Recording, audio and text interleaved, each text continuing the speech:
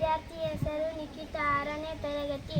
ವಾರ ಗುರುವಾರ, ದಿನಾಂಕ 11/6/2026. ಕವಿಕೃತಿ ಪರಿಚಯ. ಕವಿ ಹೆಸರು ಲಲಿತಾ ಕೊಟ್ರೆಪ್ಪ, ಹೊಸಪೇಟೆ. 1964ರಲ್ಲಿ ಜನಿಸಿದರು. ತಂದೆ ಕೊಟ್ರೆಪ್ಪ, ತಾಯಿ ನೀಲಮ್ಮ. ಸರ್ಕಾರಿ ಪ್ರೌಢಶಾಲೆ ಹಿರೇಬಾಗವಾಡಗಿ, ಹುನಗುಂದ. ತಾಯಿ ತಾಲೂಕು ಬಾಗಲಕೋಟೆ ಜಿಲ್ಲೆಯಲ್ಲಿ ಮುಖ್ಯೋಪಾಧ್ಯಾಯಿನಿಯಾಗಿ ಕಾರ್ಯನಿರ್ವಹಿಸುತ್ತಿದ್ದಾರೆ.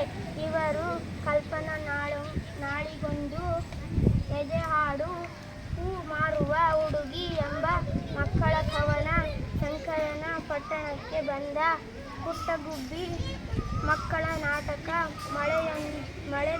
ಮಳೆಯಾದಾಳ, ನೀರ ಗೆಳೆಕಾರ, ಹಕ್ಕಿಗಳು, ಚಂದ್ರ ಚುಕ್ಕಿಗಳು ಎಂಬ ಮಕ್ಕಳ ಕಥಾ